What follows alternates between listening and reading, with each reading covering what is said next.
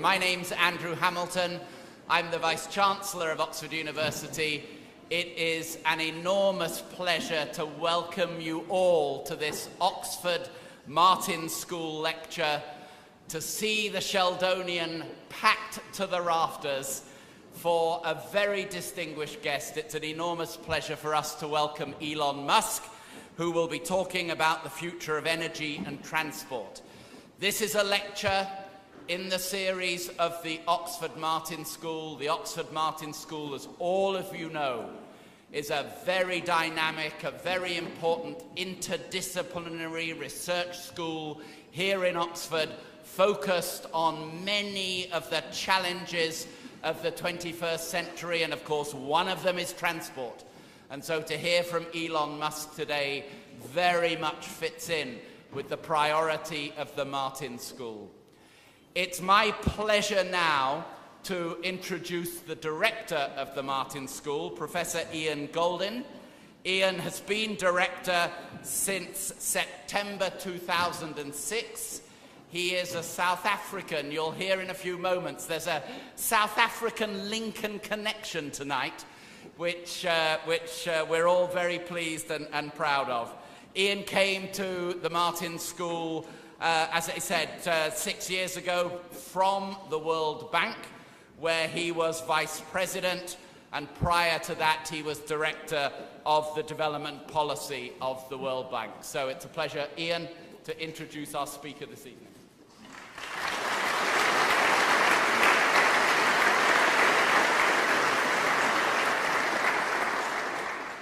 Thank you very much, Vice-Chancellor.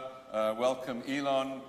It's an enormous pleasure to bring great minds together, and that's why my job as director of the Oxford Martin School is so fun.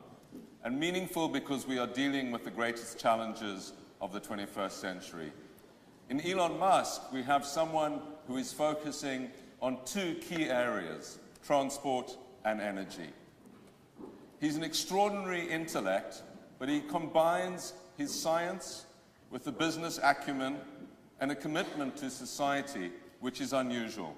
It's the combination of not only business, but also with science and knowing what to apply it for that makes him a really special visitor tonight. An extraordinary talent with the right commitment to deal with the challenges of the 21st century. He's the engineer and entrepreneur who builds and operates companies to solve global environmental, economic, and social challenges. He's the CEO and chief designer of Tesla Motors, you'll see the car outside, and CEO and chief technology officer of SpaceX. At SpaceX, Elon is the chief designer and has overseen the development of the rockets, which have taken it now twice to the space station. They've received the $1.6 billion NASA contract to provide commercial replacement for the cargo, and as he will tell us, no doubt, they have now got a commitment as well to take astronauts. It's the most extraordinary thing visiting the factory, as I was privileged to do, and to see not only the energy and commitment of Elon and his team, but also the originality, just how much of what they are doing is original, how much they are taking away. It has taken governments before. 4 governments have achieved what Elon has achieved. Never before has a private individual done so much, so quickly for space. In addition to his work on SpaceX, as if that wasn't enough, his work at Tesla is developing a car which has now won this year the automobile and the Auto Trends Automobile of the Year. Now, for those of us that don't follow cars, this is the equivalent of winning the Emma, the Grammys, and the Oscars in the same year. Or for us academics, 2 Nobel Prizes. It is an achievement which is quite remarkable, and having driven, he was kind enough to trust his Roadster to me. Having driven one of his cars, I felt like I was in a space rocket. It had this G-force, which I've never before experienced. This car, I believe, will revolutionize transport because it will enable people to see that you can do things without carbon, which were unimaginable before. In addition to this, he started and runs Solar City, which is developing and now the biggest producer of solar power systems in the US.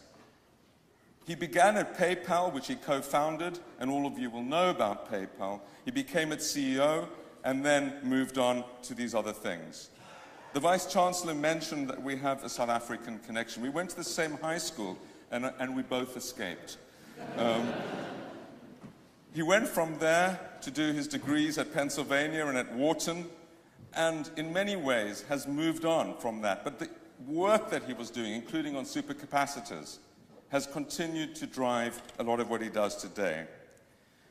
It is this incredible combination of vision, bravery, and ability which has had him likened by many to a 21st century version of what Brunel was in the 19th century and Henry Ford in the 20th century.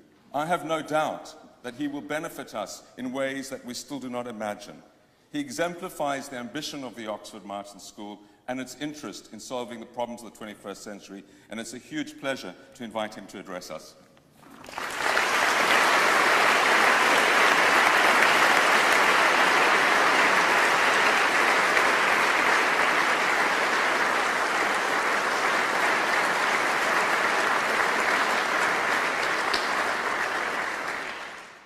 Well, thank you very much for the kind introduction. It's an honor to be here. This is an incredibly beautiful theater, and it's amazing to be in a place designed by Christopher Rand. And speaking of Brunel, actually, I'm a big fan of Brunel, and I have 5 boys, and I really wanted to name one of them Brunel, or Eisenbart. I like them. No luck. Hopefully, one in the future. I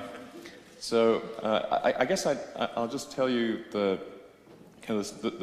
story of kind of how I came to be here, or the various things that I did, and maybe why I did them, and hopefully that's a bit helpful. And then we're going to have quite a long question and answer session. So I look forward to feel free to ask me any question, no matter how provocative or challenge what we're doing. I'm actually always interested in negative feedback, actually. So the way I started out was I did start out in South Africa, went to Pretoria Boys High, and then left actually by myself initially to go to Canada, and then the US to college. And graduating from undergrad, I had to sort of make a decision. One path would have sort of led to Wall Street and I guess quite a big salary, and then the other was to do grad studies and try to figure out a technical problem.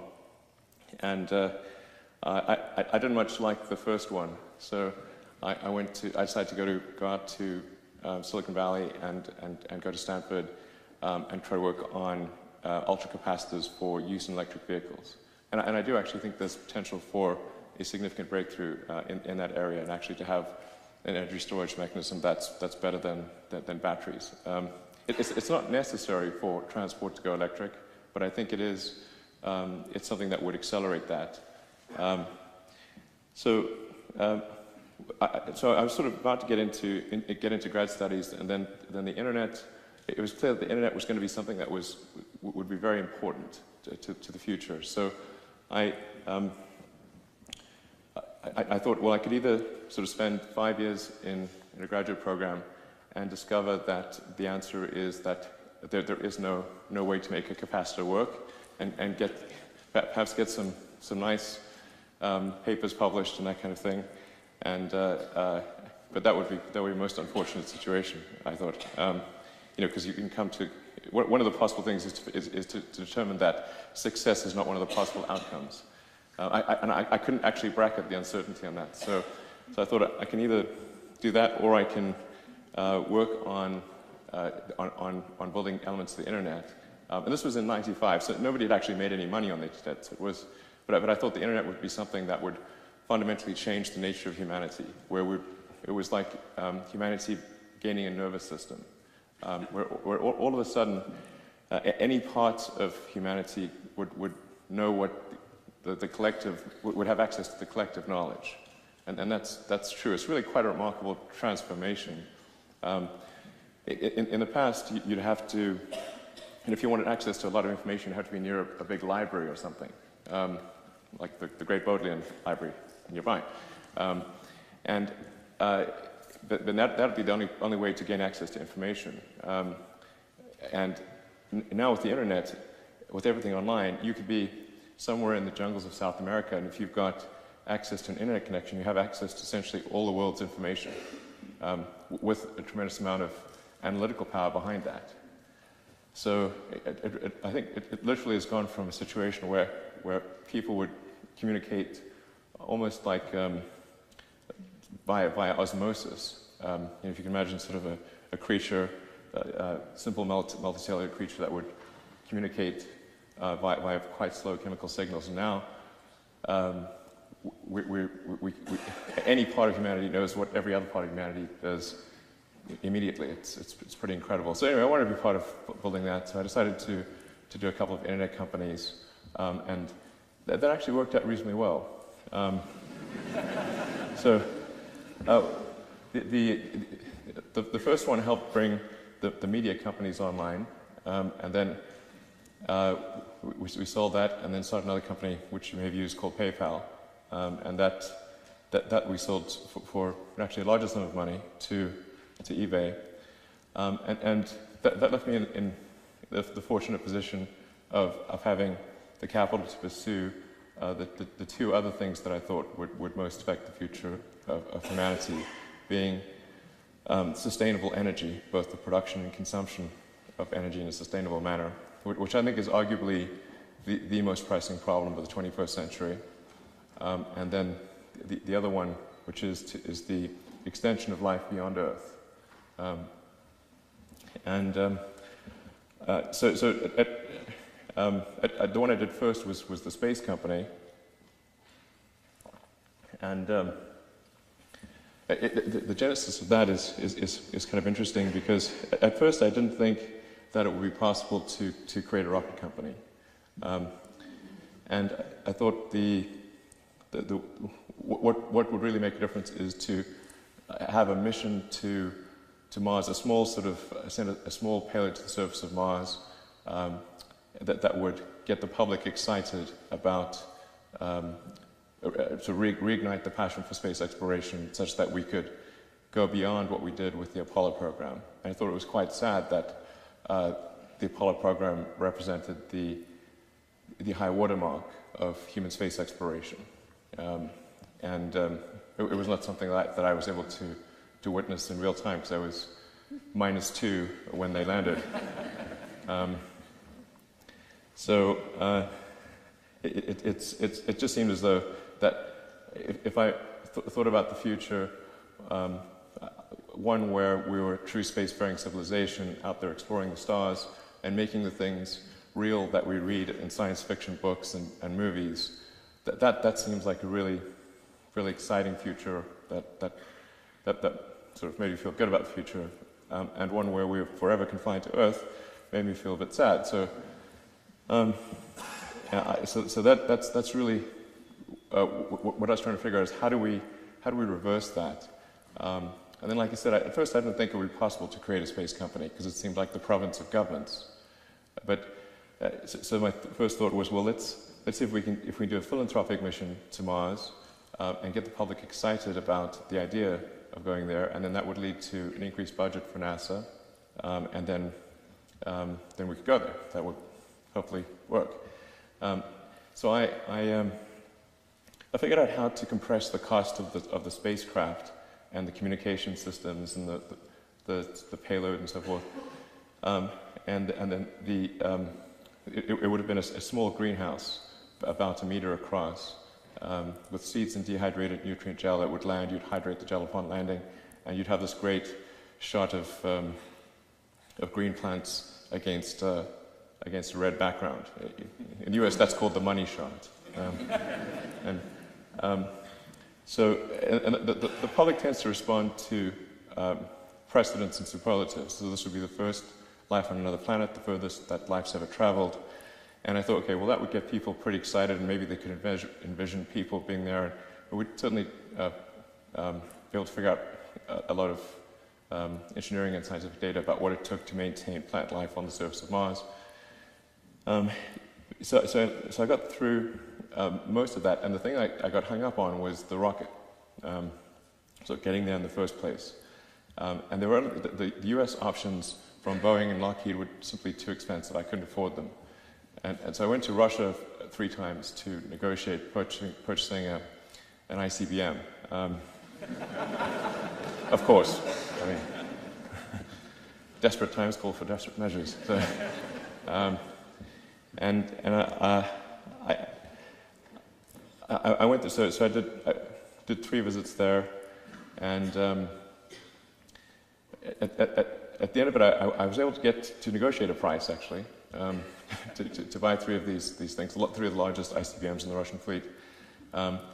But they were still pretty expensive, and by the 3rd trip, I actually came to the conclusion that I was operating under the wrong premise, that I was actually mistaken about the willingness to send people to Mars to expand the space frontier. And it actually, in retrospect, was quite silly of me to think that people were not interested in such a thing or had lost the will to do this. In fact, people had really thought that it's not possible or not possible for an amount of money that wouldn't materially affect their standard of living. So I came to the conclusion that even if we succeeded in doing this mission, that wouldn't be enough. That would perhaps add a little bit more to the will to do it, but it wouldn't make it clear to people that there was a way. And this is a case of sort of almost the opposite. I think if you can show people that there is a way, then there is plenty of will. So after that 3rd trip, I'd learned a lot more about rockets at that point, and I held a series of meetings, just sort of brainstorming sessions with people from the space industry to try to understand if I was missing something fundamental about the ability to improve rocketry. And this is where I think it's helpful to use the approach, the analytical approach in physics, which is to try to boil things down to first principles and reason from there, as opposed to reasoning by analogy. And the way this applied to rocketry was to say, okay, well, what are the materials that go into a rocket? How much does each material constituent weigh? What's the cost of that raw material? And that's going to set some floor as to the cost of the rocket. And that actually turns out to be a relatively small number. Certainly well under 5% of the cost of a rocket, and in some cases closer to 1 or 2%. And so I call it sort of maybe the magic wand number. So if you had a pile of the raw material, piles of raw materials on the floor, and you could just wave a magic wand and rearrange them, then that would be the best case scenario for a rocket. And so I was able to see, okay, well, there's clearly a great deal of room for improvement, even if you consider rockets to be expendable. And so I think that's what I mean by sort of thinking about things from a first principle standpoint. If on the other hand, I sort of analyzed it by analogy and said, okay, well, analogy would be, well, what are all other rocket companies, what do their rockets cost? What historically have other rockets cost? And that would be sort of an analogy thing, but it really doesn't illustrate what the true potential is. And so I think it's sort of a first principles approach is a good way to understand what new things are possible. So this is a good framework. And it doesn't mean you'll be successful, but at least you can determine if success is one of the possibilities. That is important, I think. So started SpaceX, and initially I had decided to make a small rocket called the Falcon 1 that was capable of putting about half a ton into orbit. And this did not go smoothly, I should point out.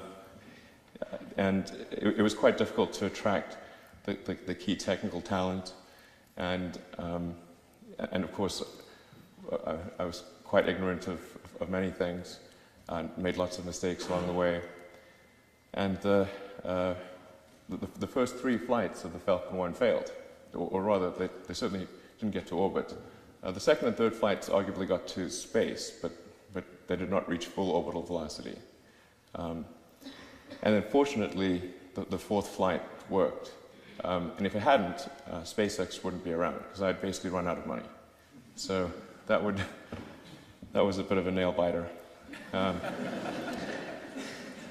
And thank goodness. And in fact, this all happened in 2008. So yeah, there was really no ability to raise outside money in a meaningful way in 2008 because of the financial crisis. So you can imagine trying to go to raise money, saying, well, yes, we just had 4 failures and the world is in financial ruin, but would you like to give us some money? That would be a definite no. So fortunately, that succeeded, and we were able to go from Falcon 1 to begin designing the Falcon 9, which is an order of magnitude larger vehicle, and in fact has more than 20 times the payload.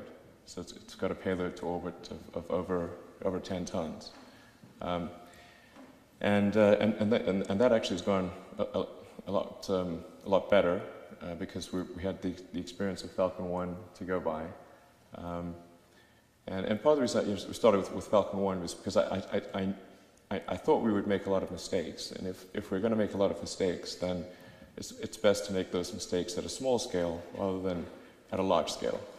And that seems to have worked, because going to Falcon 9, we've had 4 flights of Falcon 9, and they've all 4 of them have been successful. So I think that principle seems to have worked reasonably well. You know, touch wood and all that. Flight 5 is coming up soon. And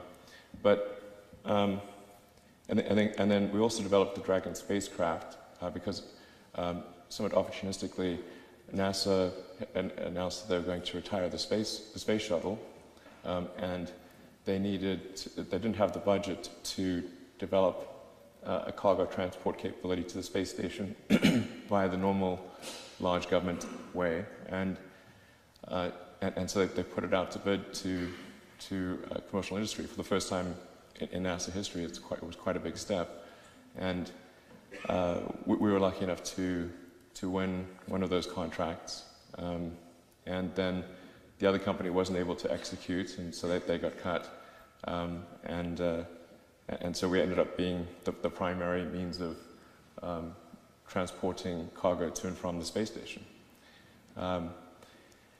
So we just did the first 2 missions, the first 2 space station resupply missions this year, and thankfully both of those worked. And then going from there, NASA then said, well, what about astronaut transport? And so they put out a big competition and awarded 2 contracts for astronaut transport, one of which went to Boeing. They got a slightly larger contract, and then one to us. And so hopefully in about 3 years, we will have Dragon version 2 and the next generation Falcon 9 rockets transporting astronauts to and from the space station. Then we've got Falcon Heavy, which is about 3 times the capability of Falcon 9, and that will hopefully launch in about a year or 2. That'll actually be the most powerful rocket in the world by a factor of 2. So we're making sort of steady progress. The Falcon Heavy, to put that into perspective, has about 60% of the capability of the Saturn V moon rocket. So if you were to combine 2 flights of Falcon Heavy with orbital rendezvous and docking, you could actually send people back to the surface of the moon. So I think now we're really sort of talking about, you know, advancing the frontier, which I think is quite important. And then the really major breakthrough that's needed in rocketry, the pivotal one, which we're aspiring to make, is to have a fully and rapidly reusable rocket. This has not been achieved before. The space shuttle was an attempt to achieve that, but it was not a successful attempt, unfortunately. The main tank of the space shuttle was thrown away every time, which was also the primary ascent aeroframe. And even the parts that were reusable were so difficult to reuse for the space shuttle that it ended up costing 4 times more than an expendable rocket of equivalent payload capability. It was the right goal, but didn't hit the target. And I think this is actually incredibly important. I think it may not be completely intuitive, but I think perhaps if one refers to other modes of transport, it makes more sense. Because all other modes of transport are fully and rapidly reusable. And that applies to a bicycle, a horse, plane, ships. In fact, in sort of normal life, it would be quite silly to discard your horse after every ride, or dump the plane after you flew it. The cost of a 747 is about $300 million, and you'd need 2 of those to do a round trip from Los Angeles to London. But I don't think anyone has paid $500 million to do that. So, nor would one want to. I mean, there'd be a lot of travel by boat and train and that sort of thing if that was the true cost. So it's extremely important in rocketry to achieve full and rapid reusability. This is not an easy thing to do because of Earth's gravity well and just the basic physics of things. So there have been many attempts to create a reusable rocket, but they've generally, they've all sort of been cancelled along the way once people realized that they would not succeed. In fact, usually they got cancelled quite some time after it was obvious they wouldn't succeed. But the essence of the problem is that if you design an expendable rocket and do quite a good job of it, you'll get 2 to 3% of your liftoff mass to orbit. Then if you say, well, how much mass is needed to return that rocket and be able to fly it again quickly? Well, about 2 to 3%. So you can basically get nothing to orbit, is the way it's been in the past. So in order to do something useful, what you have to figure out is how do you get a much larger percentage to orbit, let's say ideally on the order of 4% of your liftoff mass to orbit in an expendable configuration, and then compress the reusable elements down to about 2%, so you have a net payload to orbit of 2%, and then you could really have something that's quite useful. And the cost of the propellant is only about, let's say, 0.3% of the cost of the vehicle. If you take Falcon 9, for example, which uses quite expensive fuel, relatively speaking. I think there are lower cost options. The cost of refueling or reloading propellant on Falcon 9 is about $200,000, and the cost of the rocket is $60 million. So it's just like a plane. I mean, it's just, if you were to refuel a plane, not very expensive. If you want to buy a new plane, very expensive.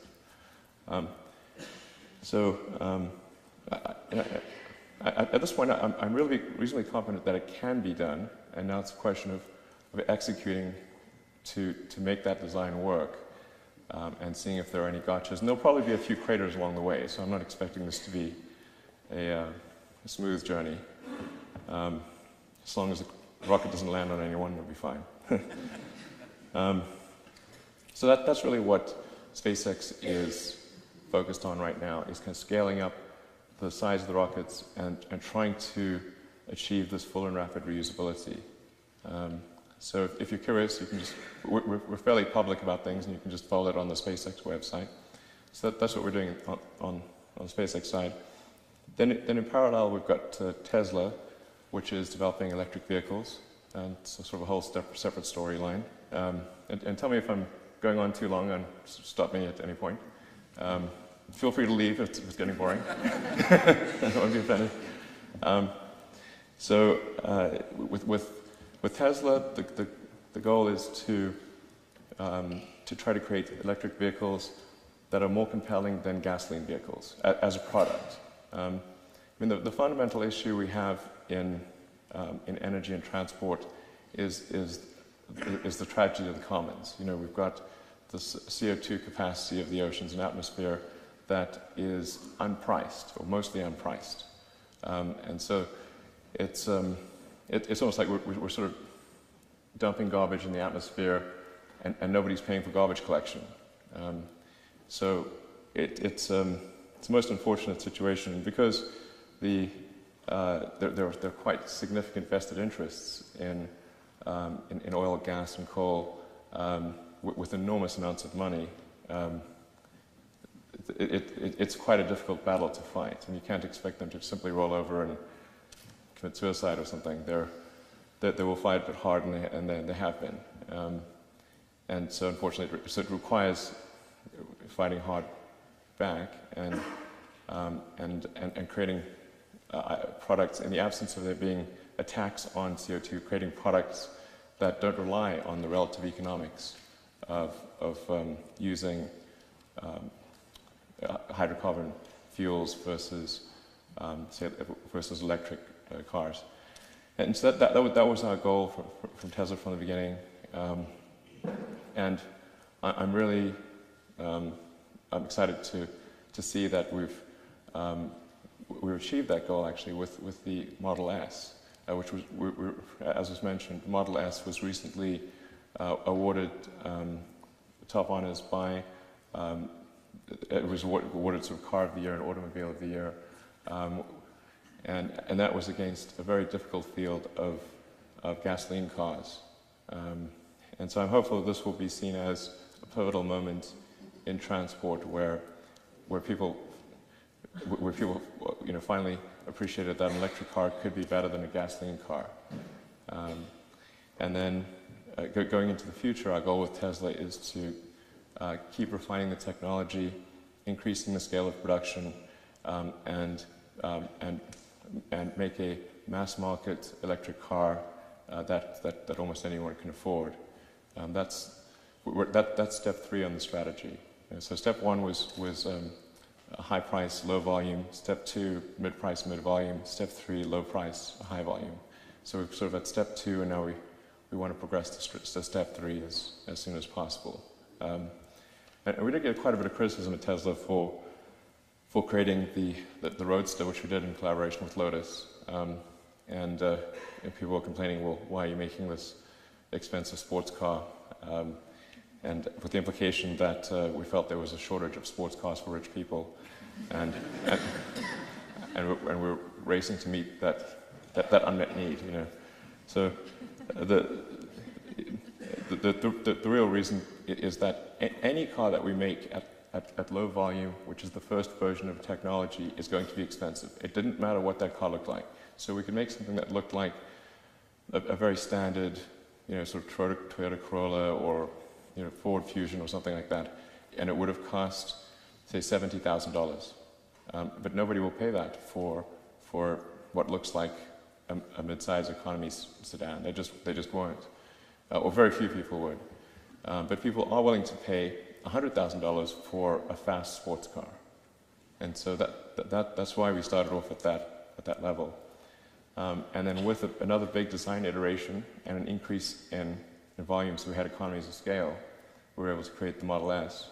And then with another order of magnitude increase in volume and another big design revision, that's what will allow us to cut the price in half again. And then Tesla also supplies powertrains to Mercedes and Toyota, and perhaps other will do that for other car companies in an effort to help them accelerate the transition to electric vehicles. So that's Tesla and SpaceX, and I should mention certainly Solar City, because one must generate electricity in a sustainable way as well as consume it in a sustainable way. And people will say, well, what don't electric cars create pollution at the power plant level? It should be noted that for any given source fuel, it is always better to generate the power at the power plant level and then charge electric cars and run them for any given source fuel, because power plants are much more efficient at extracting the energy than internal combustion engines in a car. They're at least twice as efficient, and usually more like 3 times as efficient. So for any given source fuel, it's always, even if the whole world were always going to be powered by hydrocarbons, it would still make sense to do electric cars. But of course, we must find a sustainable means of generating energy as well. And I think that the most likely, well, the main candidate for energy generation is actually solar. I think the physics of this is actually rather obvious. Because the Earth is actually almost entirely solar powered today as it is. It would be a frozen ice ball at, 3 or 4 Kelvin if it weren't for the sun. And our entire system of precipitation is powered by the sun. The ecosystem is almost entirely 99.999% powered by the sun, except for some chemotrophs at the bottom of the ocean. So that's, it's rather obvious that I think one should try to take a little portion of that energy, and it's actually not much, and convert that into electricity for use by society. So I'm quite confident that solar power will be the single largest source of energy, or electrical energy, for humanity in the future, and it will be combined with other things, of course, such as hydropower and geothermal, and I actually think nuclear is not a terrible option, as long as you're not located in a place that's susceptible to natural disasters. That's also, I think, defies common sense. But so as long as there aren't huge earthquakes or sort of weather systems that have names coming at you, then I think nuclear can be a sensible option. And there are much safer and better ways of generating nuclear energy, I'm talking fission here, than existed in the past when nuclear reactors first came out. And then at some point in the future, it'd be nice to make fusion work, of course. That would be quite good.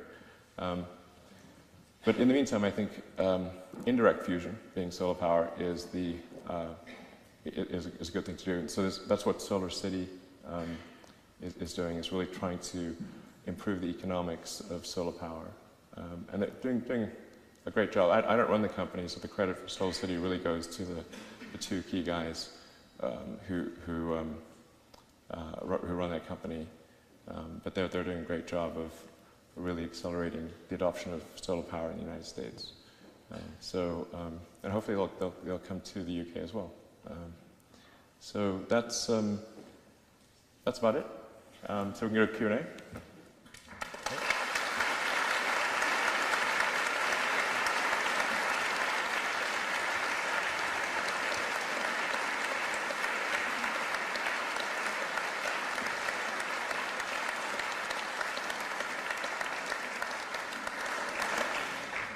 Thank you so much, Elon, for that. You make it sound so easy. If only a small fraction of us could achieve that in our lifetimes, I think we'd be absolutely delighted. But thank you, too, for agreeing to take questions and answers. I know that's what you really were looking forward to today. So we have a roving mic. We have some time. And please keep your questions clear and concise. To Elon. I'm afraid there's no microphones at the higher level. It's going to be difficult for the people carrying the roving mic to get up to the higher tier. So if you want to ask a question, come down to this level of the Sheldonian. Who'd like to go first? Lord Rees over here. Well, amazing talk. Can I be greedy and ask two questions? Absolutely. One of the constraints on both your projects is the energy isn't concentrated enough. Batteries can't store energy as densely as liquid fuel, and even liquid fuel isn't dense enough to have an efficient launch into space. Right. So I wonder if you could speculate on that. And the second question I wanted to ask is about robotics in the future. I guess even though you can have a driverless car, people still want to drive the Tesla themselves. Yeah. They won't want to leave that to a robot. But do you think that the advance of robots is going to change people's perspective on manned space flight? So energy concentration and the role of robots. Yeah, absolutely. In fact, the energy density, basically the amount of energy you can store in a given amount of mass or volume, has been a fundamental constraint on electric cars for a while, and then that's paired and correlated to some degree with the cost per kilowatt hour, the cost of storing that energy in a car. Now, with the advent of lithium-ion technology, that I think is really what enabled a compelling car. And lithium-ion batteries continue to improve. It's sort of a roughly, on average, maybe 8 or 9% per year, which, when compounded over several years, ends up being a meaningful improvement. And as I mentioned in my talk, I think even if there was no improvement in no fundamental improvement beyond lithium-ion batteries, I think we could still take all terrestrial, all ground transportation could go electric. We do need a further breakthrough for aircraft where the energy density requirements are at least 2 to 3 times more significant. But even with current generation lithium-ion, I think we could go to mass market with ground vehicles. In fact, our focus is really more on reducing the cost of the battery pack than improving the energy density. So I think we're actually in a pretty good spot. I actually now am reasonably optimistic that there will be a breakthrough in high energy density capacitors. I mean, it's sort of interesting if you do the sort of do the basic physics on the energy density potential of a capacitor, using naturally occurring materials, it's quite hard to beat lithium-ion batteries. But if you can figure out a way to make sort of unnatural materials, I suppose, that are accurate to the molecular level, then I think you can actually have some fairly significant breakthroughs. And that was actually developed. The ability to do that was developed in the photonics arena, and applying the sort of photonics breakthroughs to capacitor technology is what has the potential for a really big breakthrough there. So I think we may see something on that level, but it isn't totally required for cars. For rockets, well, there's no way to make a rocket electric, that's for sure. Unfortunately, Newton's third law cannot be escaped. I think, maybe, I mean, certainly, there'd have to be a few Nobel Prizes awarded if there was some way to get around it. That would be really, really convenient. But I do think it's possible with a really efficient combustion rocket to achieve the settlement of Mars. I think we probably want to switch to methane. I think it's really methane or hydrogen are kind of the two best choices there, and probably slightly leaning in the direction of methane because it's easier to handle than hydrogen. Methane is just CH4 versus H2, and both can be produced on the surface of Mars, which is important. Yeah. In fact, I should say that I'm quite confident at this point that it is possible to create a self-sustaining civilization on Mars using only a methane or hydrogen-based launch system, and yeah, it needs to be a fully reusable methane or hydrogen launch system. It can be done, and the key thing I was trying to figure out was, with volume, is it possible to get the cost of moving to Mars down under $500,000, which I think is, I mean, one can argue about the exact threshold, but I think that's about the threshold at which enough people could save up money and move to Mars. Yeah. I mean, that's how America got created, basically. And come back if they want. If they don't like it, of course, you get a free return ticket. There's sometimes a debate about going to Mars one way and whether that makes things easier. And I think for the initial flights, perhaps, but for long term, to get the cost down, you need the spacecraft back. Whether the people come back is irrelevant. But you must have the ship back because those things are expensive. So anyone who wants to return can just jump on. That's. But until a few years ago, I wasn't sure that success was one of the possible outcomes, and now I'm quite sure that success is possible. Of course, there's a long way between possible and making it real, but I believe it is possible. And then robotics, right. I think one can accomplish a lot with robotics. I do slightly worry about if robotics get too good, what's the point of us? I think either robotics get so good and there's not much point to us, I guess, I don't know, or they're not as good as us, in which case we need to go. And I'd advocate the second. Hopefully the future there's not some sort of AI apocalypse. Yeah. Great. I'm sure come back to that. Who'd like it? Yeah, the gentleman over here. Good evening. Thanks for taking questions. I just had two brief questions, one on Tesla and the second one on SpaceX. I was wondering if you're familiar with the Sabre engine, the hybrid engine, which is, there's a team of hard-working Rolls-Royce engineers working on it in the Oxfordshire cluster at the moment. It's a hybrid engine that breathes air on the way up. Oh.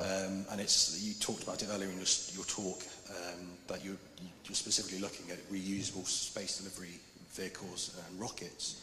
So that was the SpaceX one, and the Tesla one was, what happened to the original Tesla prototype, the Mule 1? Yeah, well, we still have the original Mule 1 of the Tesla Roadster.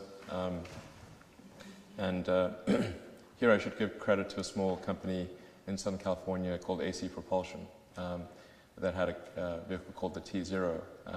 So our very first Mule was really taking a Lotus Elise, kind of jamming a AC Propulsion powertrain into it, and then sort of making it drive. We originally thought that, well, it would be. This is another example of making some mistakes, sort of dumb mistakes, but the thought at the beginning of Tesla was to use AC Propulsion's powertrain and the Lotus Elise and get to market fast with an electric car.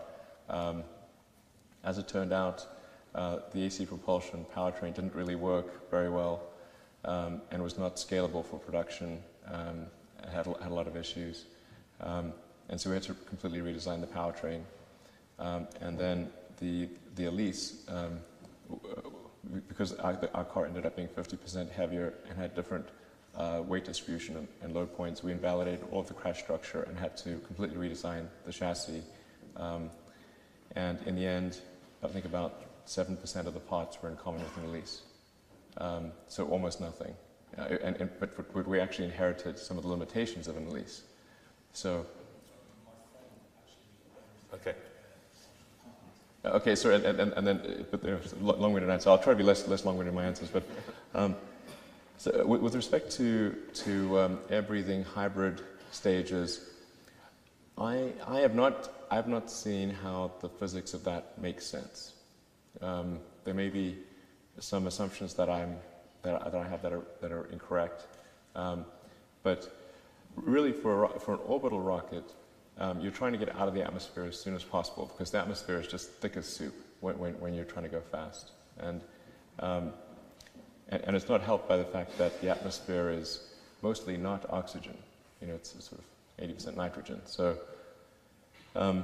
mostly what you're air breathing is chaff, not wheat. And having a big sort of intake is like having a giant brake.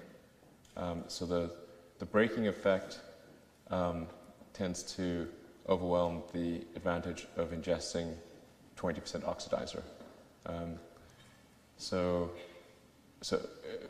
you could just make, say, the boost stage 5 to 10% larger and get rid of all the air-breathing stuff, and you're done. So. Thanks, Elon. The gentleman down here. I should say that this is being filmed, so if any of you don't want to be filmed, either don't ask a question or else tell the people who are filming up here afterwards that you'd like your questions extracted. But the assumption is that you're happy to be on record. Good evening. With the new technologies that has made the availability of shale gas really cheap, and with the boom of the US energy sector, do you think there'll be a limitation in the development of sustainable energy in the coming decade because of the new energy boom that US is facing right now? Yeah, that's a good point.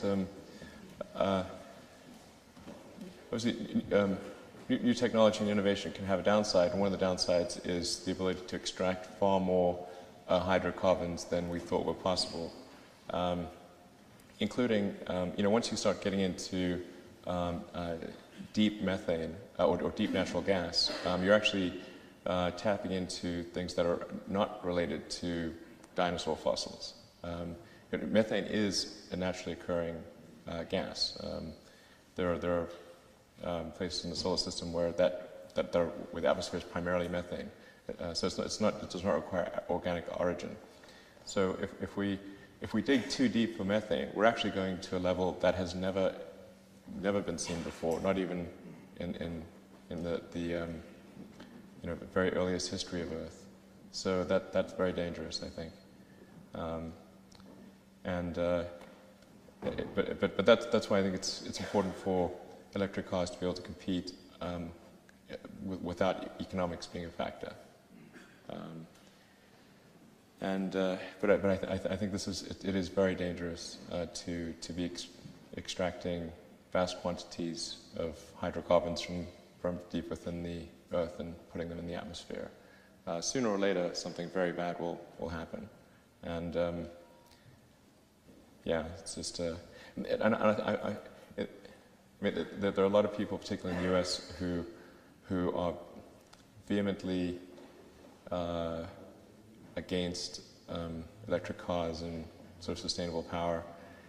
It's quite difficult to reason with them, actually. And they'll say, well, some scientists don't think it's a problem. And I'm like, well, okay, you can find some number of people that will disagree with anything.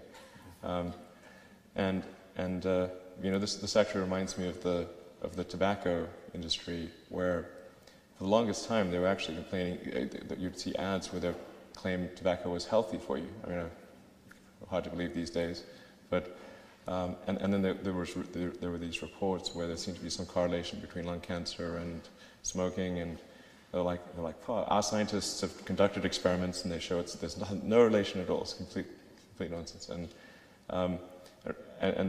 so it got to the point where almost any reasonable scientist would say that yes, of course, smoking causes lung cancer and all sorts of other bad things. Not definitively, but it's extremely likely. And yet the tobacco industry would still say, oh, scientists disagree because 1 or 2% of the scientific community didn't feel that way. And that's kind of, and then the public just hears scientists disagree. They don't hear 99% of them think it's stupid. Yeah, so it's definitely a tough thing, and hopefully that transition occurs before it's too late. There's already quite a bit of momentum in the direction of climate change, and accelerating the removal of hydrocarbons from the crust and placing it in the atmosphere is I think, just very unwise. So anyway, that's why I think it's the biggest problem of the 21st century. So. The gentleman there, yeah. You're an incredibly successful and very modest man, but my question's about failure. They're not about modest. I think we'd all think you're modest. So. My question's about failure. So I was just wondering, what are you trying at the moment, or what do you think you'll attempt in the future that you're not expecting to succeed at?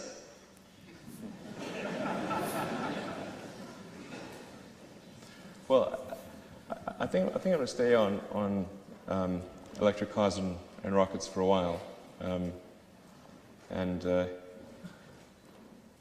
Yeah, it was actually never never my intent to run Tesla.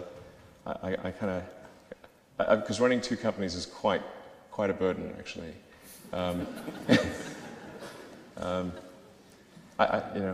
Sometimes I run into people who think, oh, if you're CEO of the company, then they sort of imagine themselves, if they were CEO of the company, they would grant themselves lots of vacation and do lots of fun things. And it's like, that doesn't quite work that way. What you actually get is a distillation of the worst things going on in the company. It's like, anyway, so the idea of taking on something more is very frightening. But I mean, possibly at some point in the future, certainly not the near term, there are. I think there's an opportunity to create an electric jet, essentially, and I do think one could create an electric jet that is really exciting. Something that would be supersonic, vertical takeoff and landing, pure electric, and just a big leap forward. I think that's a distinct. I'm quite confident it's doable, provided that there's a rough doubling of the energy density in batteries or capacitors. Or, basically around the 500 watt-hours per kilogram level is where it starts to make sense. And then there's, I do think there's the possibility of kind of a fifth mode of transport, which I've talked about, kind of mentioned tangentially, which is like I call kind of the hyperloop, and I'd like to sort of publish something about that maybe in the next month or two, once Tesla's at steady state production, and I want to flesh it out a little bit so that and pre-address some of the rebuttals that people will come up with, rather than just sort of put it out there and then have the rebuttal occur and have an unaddressed rebuttal. But I guess a way to think of it is it's like a cross between a Concorde and a railgun.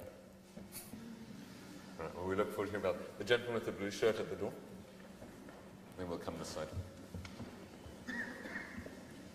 Hi, thanks for a great talk. At the risk of asking for trade secrets, I was just wondering, having built the Falcon rockets, what was the final conclusion of your analysis as to why your rockets were so much less expensive than government projects? Well, there's not a the full answer is quite complicated, and requires at least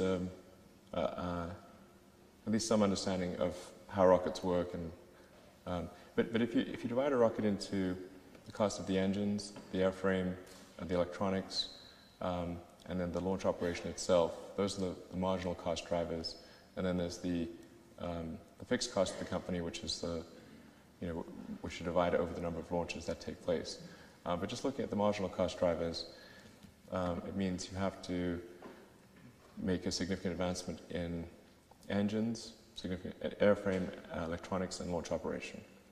In fact, it would be easy to point out one of those areas, but success in one of those areas would only have a small effect. So let's say you had free engines. Well, that would only reduce the cost of the rocket by probably 30%, the cost of launch by 30%. And so that's not much, that's not a huge breakthrough. Or free electronics or free airframe. You actually have to compress all of them quite a bit. And then, like you said, you have to make them reusable. I can give sort of an example, an illustrative example in the airframe that may be helpful. The normal way that a rocket airframe is constructed is a machined isogrid. And that's where you take high-strength aluminum alloy plate and you machine stiffeners integrally machine stiffeners into the plate.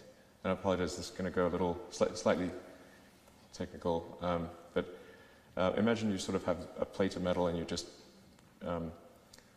cutting triangles out of it. And that's normally how rockets are made.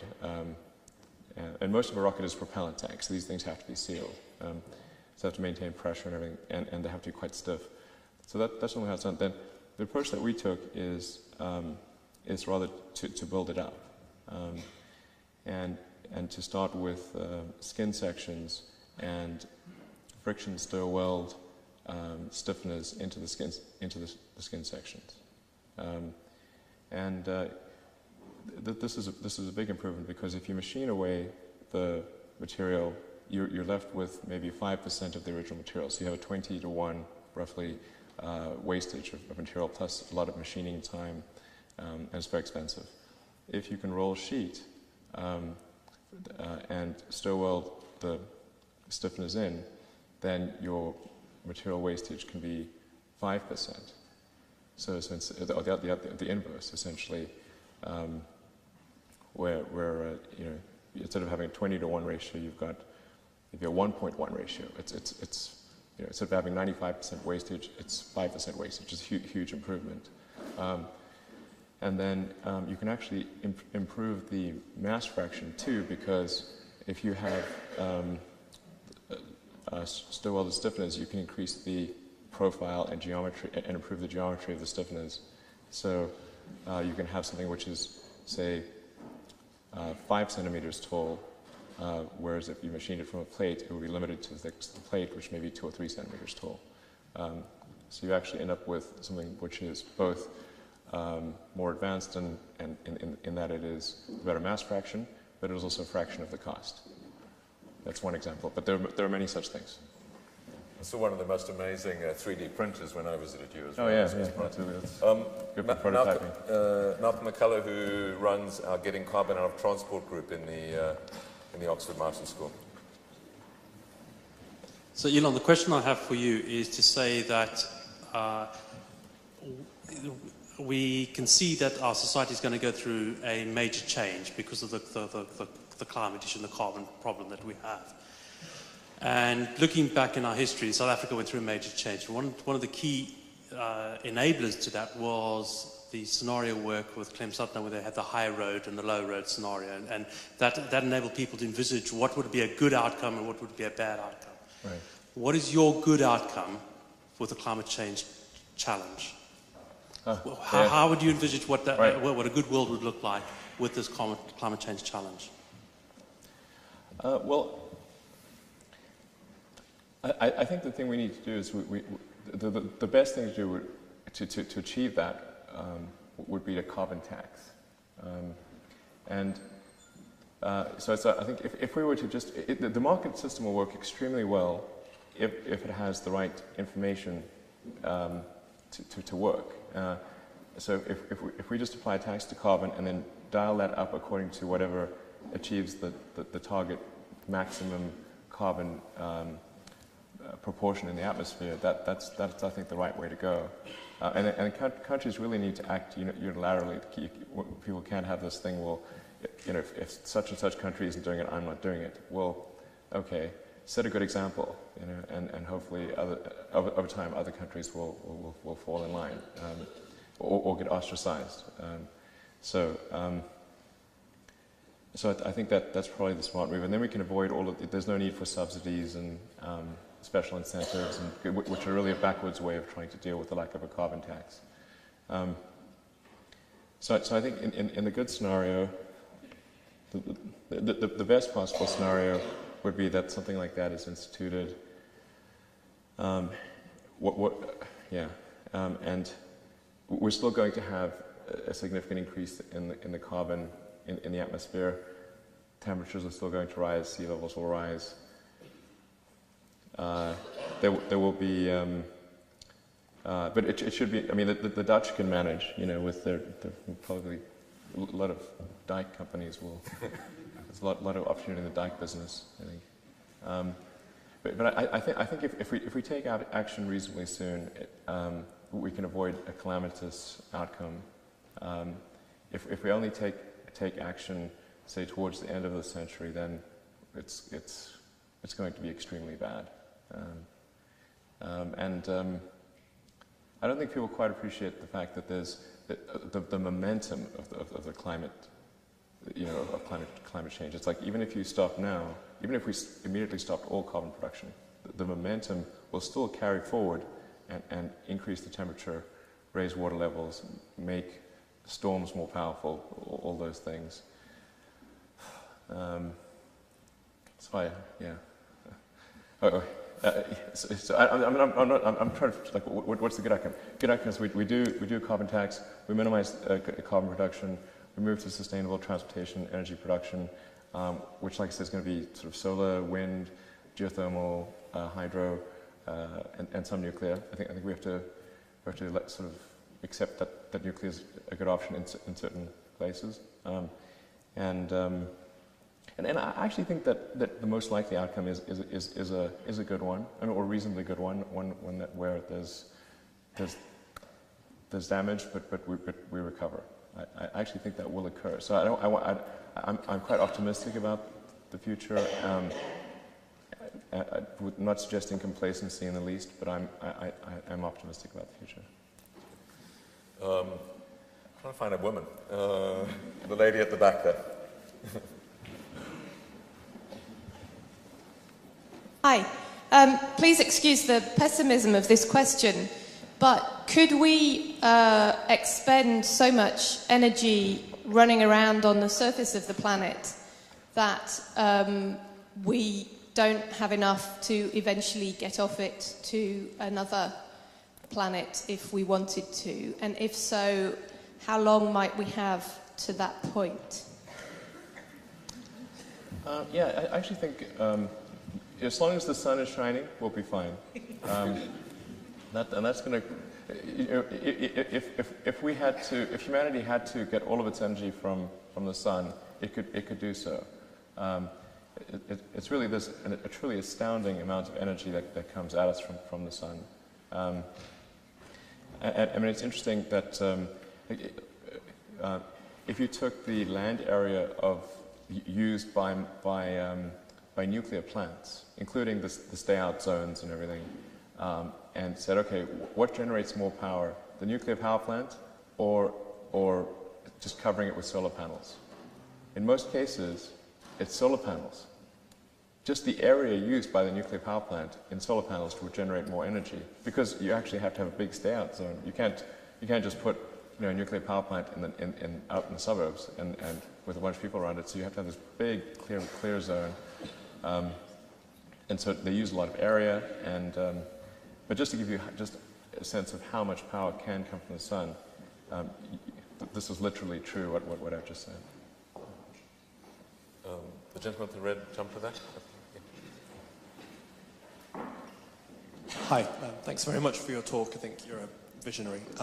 So you talked earlier about setting up a sort of colony on Mars, and you've talked before about hopefully retiring onto Mars. My question is just why Mars, right? So people have talked about upper atmosphere of Venus or various moons. So like why? Definitely not Venus. Why? But like why Mars? Okay. So just by process of elimination, Mercury is obviously way too close to the sun. You definitely get. I mean, there's maybe some narrow habitable zone on the backside of Mercury, but I think one's sort of asking for trouble on that one. And then Venus, Venus would be a lesson for what Earth could become, in a worst case scenario, which is sort of a superheated, high pressure, in the case of Venus, acid bath. So it's literally a high pressure, high temperature acid bath. So definitely not a good place to make another. I mean, I think the most that any probe has even lasted on Venus is measured in hours. And then the Moon is close, but it's really a small rock, that's just circling Earth with no atmosphere. So very limited amounts of water ice that are sort of in very permanently shadowed craters, and and then it's got a 28-day rotational cycle, which isn't great for plants. So it would be quite tough to make a self-sustaining civilization on the moon. So then coming to Mars, Mars is definitely a fixer-upper of a planet. It's not perfect, but feasible. I mean, it's got a rotational period of 24.5 hours, so remarkably similar to Earth. It's got just under half Earth's gravity, so it's a lot closer gravitationally. It's got a lot of water ice. Almost all of Mars has water bound up in ice form in the soil. The soil has turned out to be non-toxic based on probes that we've sent there, so you could theoretically add, if you had a greenhouse and some fertilizer and you just sort of warm things up and pressurized it a little bit, then you could grow plants on Mars. And Mars has a CO2 atmosphere which plants like to consume. So plants consume CO2 and on net exude oxygen. So I think it's very, very doable to create a Mars base, self-sustaining Mars base, and then ultimately terraform the planet to make it like Earth, so we could just walk around outdoors. It'd be obviously a longer-term project, but it is within the realm of possibility. And then, of course, going beyond that, you're going to like Jupiter and gas giants, and you could potentially do something on the moons of Jupiter or Saturn, but that's way harder than Mars. Alex Halliday, who is the head of maths, physics, and life sciences in Oxford, also a geophysicist. So I loved your talk and look forward to talking more. NASA and ESA, and NASA in particular, has done a huge amount to transform our understanding of the solar system through wonderful planetary missions. The Apollo program, even though it had a political and military dimension to it, was persuaded at the late stages to actually bring some rocks back, which totally transformed our understanding of the inner solar system through those samples. So the way things are going with you, can you tell us how you envision private space exploration taking over from major space agencies and JPL and organizations like this in the future? With this move towards privatization, how are we going to be able to address scientific priorities as opposed to commercial priorities in solar system exploration? Sure. I think space exploration is going to be a mixture of private and government activities, and in fact, for SpaceX, there are many things we want to do to enable scientific missions and enable NASA and JPL to be able to, and ESA and others to do much more for a given budget.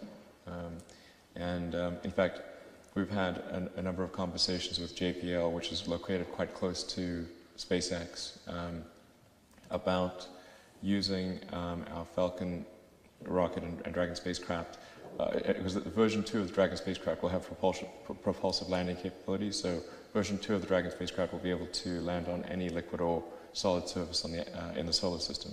So there's the potential to turn that into a generalized science instrument delivery platform for anywhere in the solar system.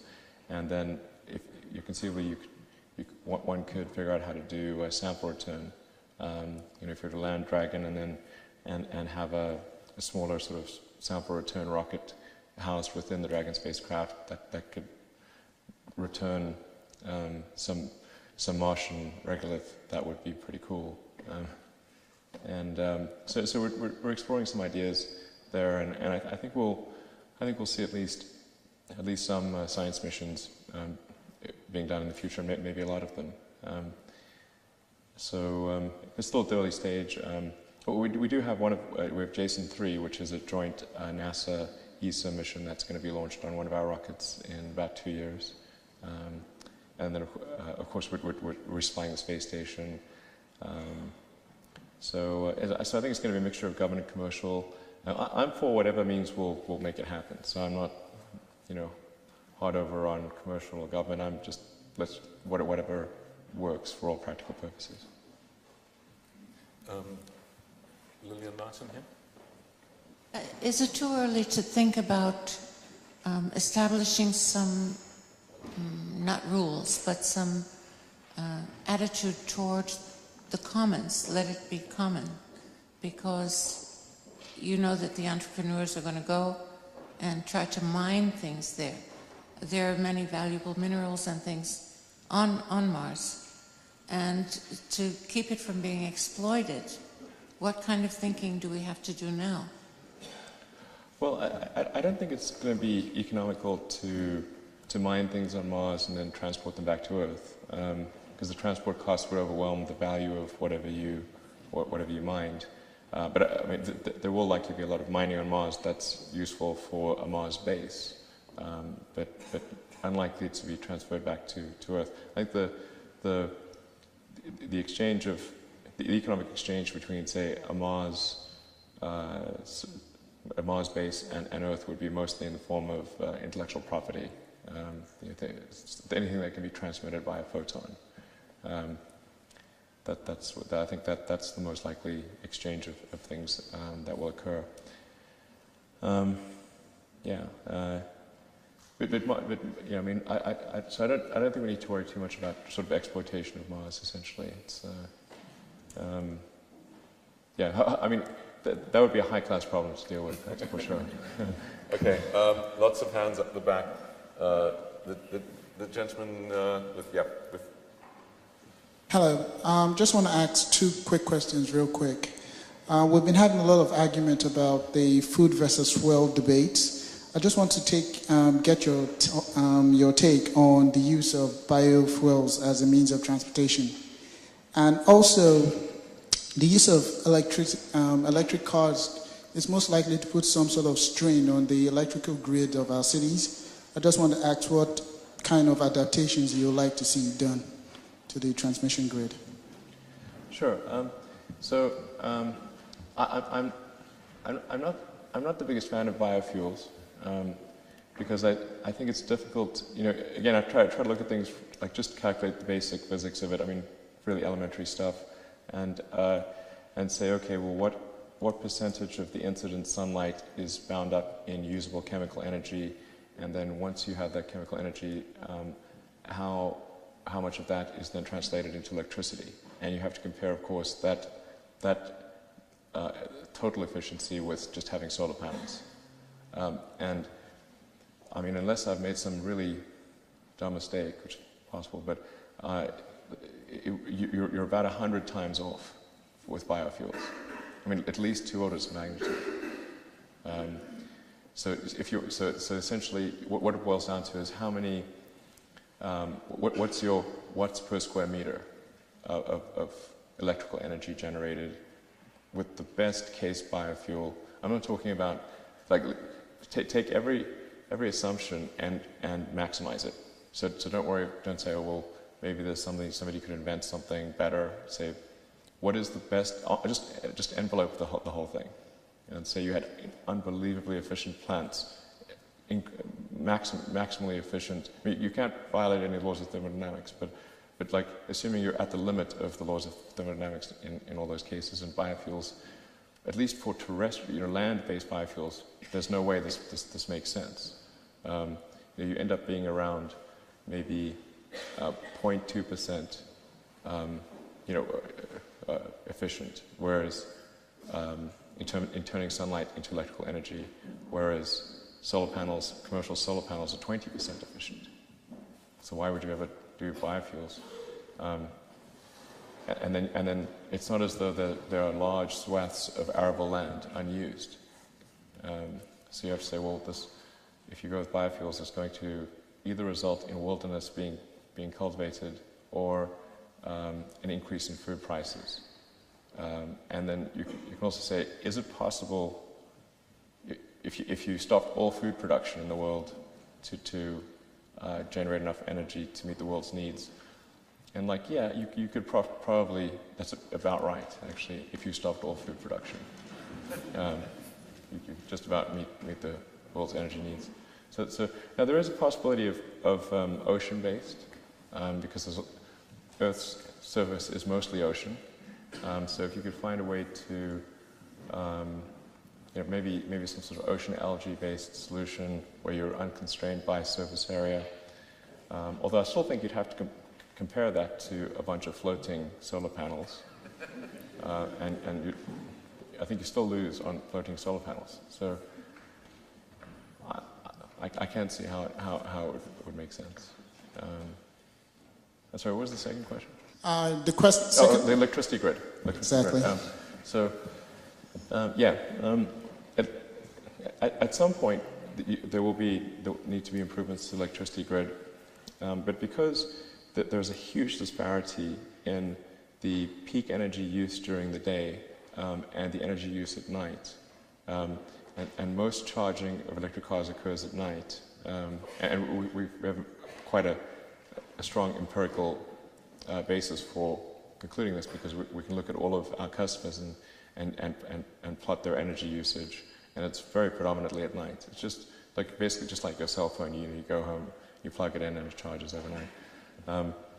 And there's the electricity grid has to be sized for the worst second of the worst day of the worst year, with some power plants not functioning. That's how electricity grid should be sized. Sometimes it doesn't work out that way, but and so most of the time you have huge amounts of excess capacity, and so in the US there was a study done. You always have this studies done on all sorts of things. Some are complete nonsense. I love the word studies say, but I think the study is actually probably accurate. That you could replace about 70% of the passenger miles in the United States, at least. I'm not sure how to apply to Britain, but 70% of the passenger miles with no changes to the grid, assuming charging occurred predominantly at night. And then if you combine that with increased use of solar panels on houses and businesses, so you have localized power generation. And the nice thing about solar power is it tends to match energy usage, because you're just generating power during the day and that's when you tend to use the most power. And particularly on summer days where you have air conditioning running. And air conditioning is a huge consumer of electricity. And you generally only need it when it's warm and sunny. So that's when you need it most. So I think we're okay on the grid front, at least for the near future. It's only going to become a problem once, let's say, electric vehicles are at least approaching 10% or 20% of the vehicles on the road. And then I think we'll be able to address the problem on a fairly localized basis. I'm afraid that's all we have time for. I know many of you have your hands up. We will be running a blog, and we'll try and encourage Elon to engage when he has a second in his time as well. And clearly, lots of different things happening in the Oxford Martin School around this that we'd like to engage you all in as well. I'm going to ask the Vice-Chancellor to make some concluding comments. Ladies and gentlemen, it's worth remembering that the great breakthroughs in exploration of the world in past centuries came from this combination that's been touched upon in the question time of government sponsorship but private genius and drive. And it was pioneers that discovered the Indies, that crossed the Atlantic, that explored the western extremes of Canada and the United States. And I think you'll agree with me today that we have heard this evening a true pioneer. And as we imagine the possibilities of space exploration, we've heard tonight some of the possible solutions that might take us there. Like Ian Goldin, I had the great pleasure to visit Elon at SpaceX in Los Angeles. It's hard to describe the scale of the ambition, the scale of the enterprise as the rockets are being built. You see not only a real focus and dedication on solving practical problems in this vast, many football field size factory, not only rockets being built, but also soaring ambition in the new designs, the carrying of astronauts, as we've heard, trying to turn the rockets into reusable vehicles. And I think today we've really had an insight into the way Elon's mind works. And I think it's given us all an object lesson in innovation. And you know, don't limit your ambitions. Go back to first principles. Be ready to make lots of mistakes, but not so many that you run out of money. Right. Exactly. And perhaps the last and most important of all, don't buy ICBMs from the Russians. Right. Ladies and gentlemen, it's been a fascinating lecture, a fascinating question and answer session. Let me thank all of you for participating in it so wonderfully.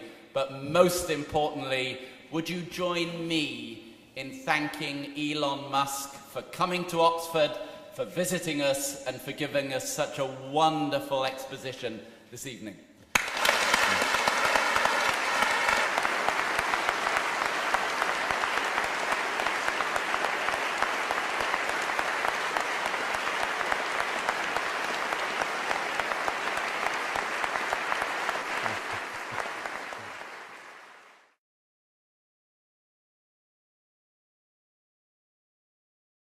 My name's Andrew Hamilton. I'm the Vice-Chancellor of Oxford University.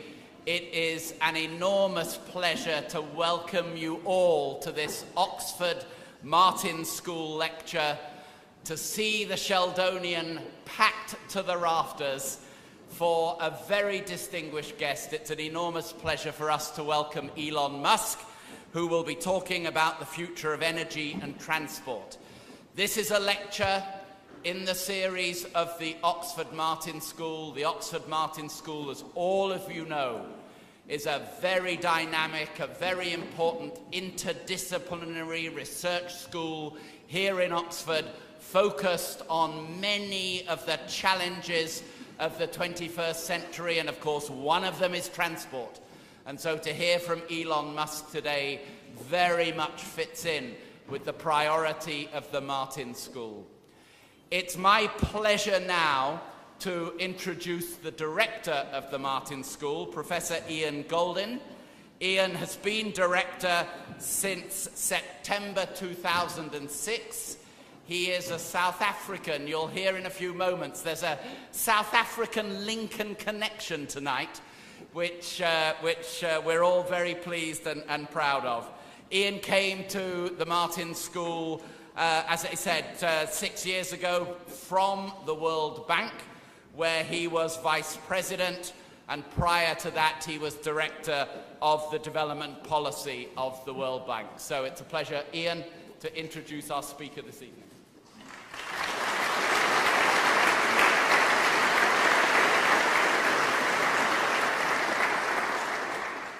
Thank you very much, Vice-Chancellor. Welcome, Elon.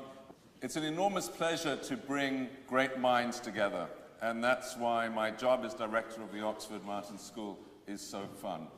And meaningful because we are dealing with the greatest challenges of the 21st century. In Elon Musk, we have someone who is focusing on two key areas, transport and energy.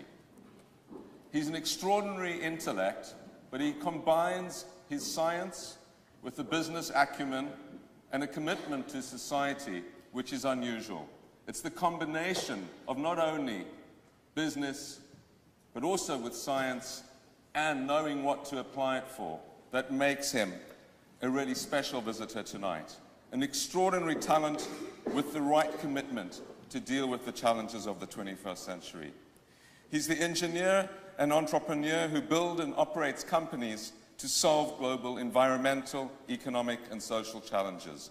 He's the CEO and chief designer of Tesla Motors, you'll see the car outside, and CEO and chief technology officer of SpaceX.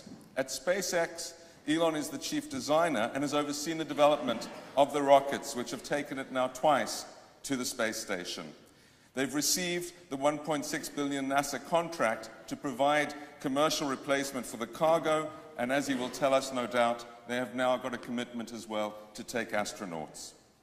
It's the most extraordinary thing visiting the factory, as I was privileged to do, and to see not only the energy and commitment of Elon and his team, but also the originality, just how much of what they are doing is original, how much they are taking away. It has taken governments before. 4 governments have achieved what Elon has achieved. Never before has a private individual done so much, so quickly for space. In addition to his work on SpaceX, as if that wasn't enough, his work at Tesla is developing a car which has now won this year the automobile and the Auto Trends Automobile of the Year. Now, for those of us that don't follow cars, this is the equivalent of winning the Emma, the Grannies, and the